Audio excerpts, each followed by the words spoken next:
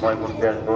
দীর্ঘদিন দীর্ঘ প্রচেষ্টা করে স্কুলের এই গ্রামের সমস্ত প্রতিষ্ঠান সব ধরনের শিক্ষা ব্যবস্থা নিশ্চিত করেছে, প্রতিষ্ঠান হয়েছে।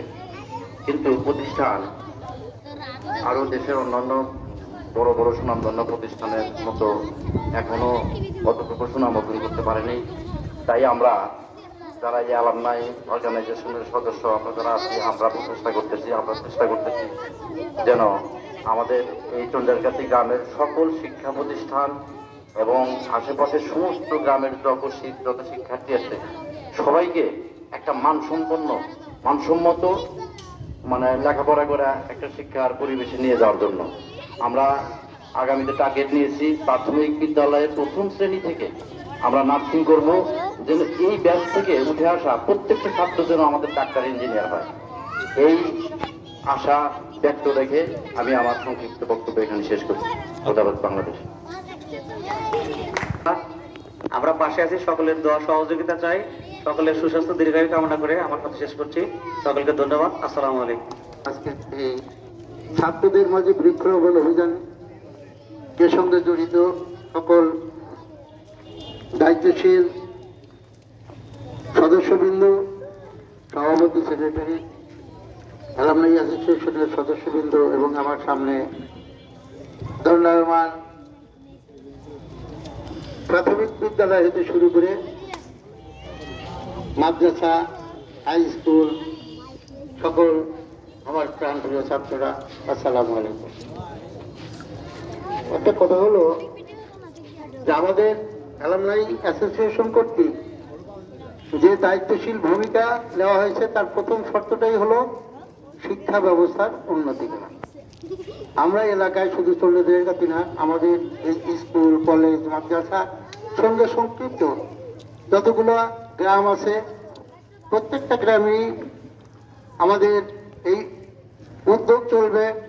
আমরা প্রতিষ্ঠানের সকল ছাত্রছাত্রীদেরকে তারা যেন সুশিক্ষা নিশ্চিত করতে পারে এবং মাদক মুক্ত, দুর্নীতি মুক্ত, ইফটিজিং মুক্ত একটা সমাজ আমরা গড়ে তুলতে পারি, এই আমাদের প্রধান উদ্দেশ্য। আমি সকল ছাত্রছাত্রী এবং অভিভাবক যারা এখানে আছেন, আজকে যেমন আমার পাশে যারা আছে তারা আপনাদের জন্য দায়িত্ব পালন করতেছে,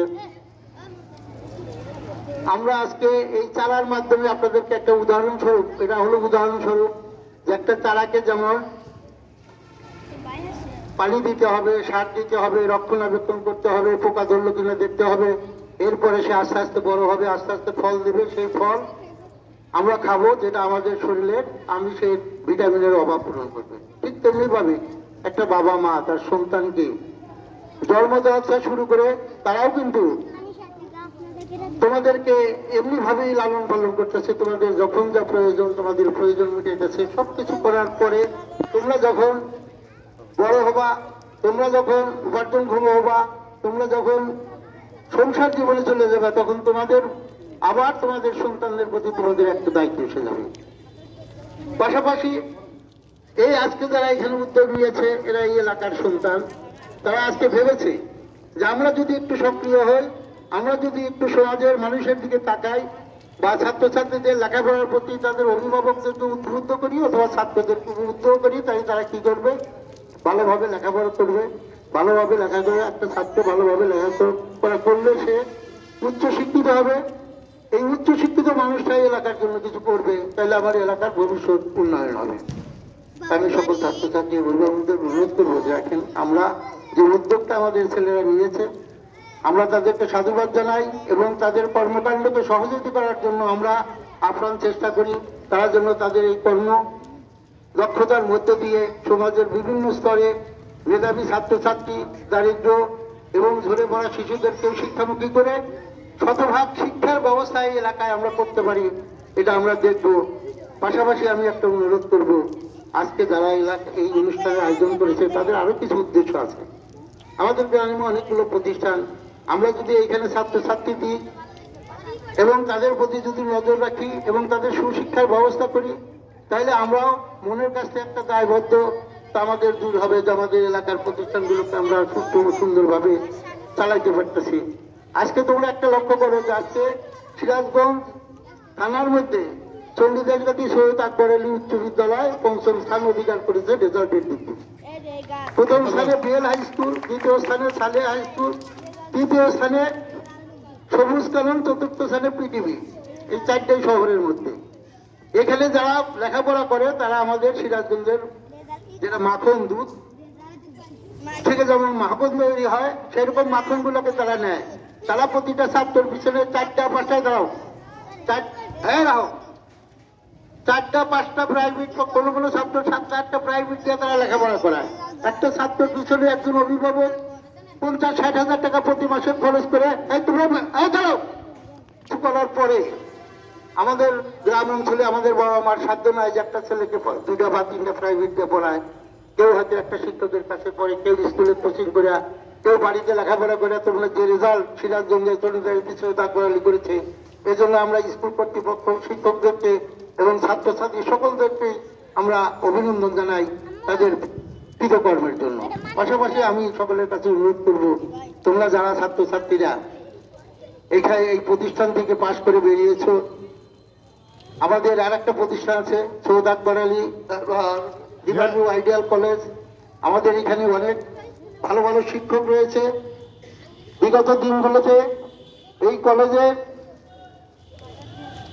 প্রশাসনিক ত্রুটির কারণে বা বিভিন্ন রাজনৈতিক প্রভাবের কারণে এই প্রতিষ্ঠানটা আমরা মনে করি যে সেই আগের মতো আর নাই। আমি এবার সকল ছাত্রছাত্রীদের অনুরোধ করব, তোমরা যারা এখানে পাশ করলা, দয়া করে তোমরা গ্রামের প্রতিষ্ঠান হিসাবে গ্রামের প্রতিষ্ঠানকে ভালো করার জন্য তোমরা এখানে ভর্তি হবা। আমরা তোমাদেরকে, তোমরা ভর্তি হবে, লেখাপড়া দেওয়ার দায়িত্ব আমাদের। দারিদ্র আছো আমরা দেখবো, বই কেনার অভাব আছে আমরা দেখবো, তোমাদের লেখাপড়া হয় না আমরা দেখবো, কিন্তু তোমরা এলাকার এবং গ্রামের ছাত্রছাত্রী হিসাবে তোমাদের দায়িত্ব হলো তোমাদের গ্রামের প্রতিষ্ঠানকে তোমরা ভর্তি হও। আমরা তোমাদের দ্বারা লেখাপড়া কলেজে যে কোনো ব্যবস্থা অবলম্বন করা লাগে আমরা করবো। আমরা প্রয়োজনে প্রতিদিন অভিভাবক বিন্দু কলেজে বসে থাকবো, কলেজে ঠিক মতো লেখাপড়া হয় কিনা আমরা দেখবো। তো আমরা এলাকার জন্য যদি আমরা দায়িত্ব পালন করি, তোমরা তো এলাকারই, এখানেই তোমাদের জন্ম, তোমরা এখানেই বেড়ে উঠেছো, এখান থেকে প্রাইমারি পাস করেছো, হাই স্কুল পাস করেছো। আজকে গ্রামের একটা প্রতিষ্ঠান আছে, এই প্রতিষ্ঠানটাকেও গড়ে তোলার দায়িত্ব তোমাদের। আমি তোমাদের প্রতি এবং অভিভাবকদের প্রতি, এলাকাবাসীর প্রতি অনুরোধ রাখবো যে আগামীতে তোমরা রিভারভিউ আইডিয়া কলেজে ভর্তি হবা, তোমাদের লেখাপড়া দেওয়ার দায়িত্ব, তোমাদের পরিবেশ দেওয়ার দায়িত্ব, সমস্ত দায়িত্ব আমাদের অভিভাবকদের। আমরা ইনশাল্লাহ দেখবো, আমরা যথাযথভাবে প্রতিষ্ঠানকে সামনের দিকে এগিয়ে নিয়ে যাওয়ার চেষ্টা করবো। তোমরা সবাই গ্রামের প্রতিষ্ঠানকে সহযোগিতা করবা, আমি এই আশা ব্যক্ত করে আজকে এই মহতী অনুষ্ঠানের জন্য আবার অ্যালামনাই অ্যাসোসিয়েশনের নেতৃবৃন্দকে ধন্যবাদ জানিয়ে আমি আমার বক্তব্য শেষ করছি। আসসালামু আলাইকুম। বিতরণ অনুষ্ঠানের আমি উদ্বোধন ঘোষণা করছি। নেতৃবৃন্দকে ছাত্রছাত্রীদের মাঝে গাছ সাথে করবো, তোমরা সব উঠায় দাও।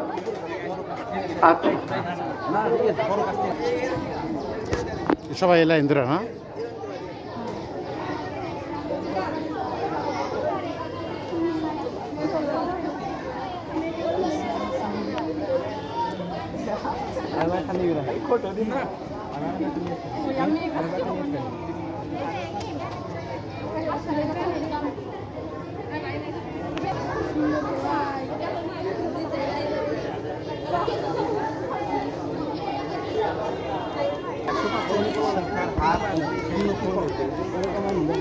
যত কার্যক্রম গ্রহণ করা লাগে আমরা সেই কার্যক্রম গ্রহণ করেছি।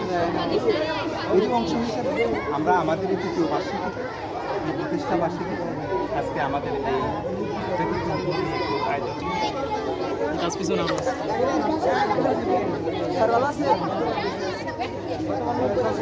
ধন্যবাদ জানাই তাদের এই কার্যক্রমের জন্য এবং পাশাপাশি আমি তাদের প্রতি অনুরোধ রাখবো আজকের এই মহৎ উদ্যোগের পাশাপাশি সকল ধরে পড়া ছাত্রছাত্রীদেরকে বিদ্যালয়মুখী করে প্রত্যেকটা বিদ্যালয়ে যেন সুন্দর শিক্ষার ব্যবস্থা গড়ে তোলা যায় এবং আগামী ছাত্রছাত্রীদেরকে আমরা যেন আগামী দিনে পুরস্কৃত করি, তাদের মধ্য দিয়ে আরও ভালো কিছু করতে পারি, এই আশাবাদ আমি আলহামদুলিল্লাহ কর্তৃপক্ষের কাছে দিব।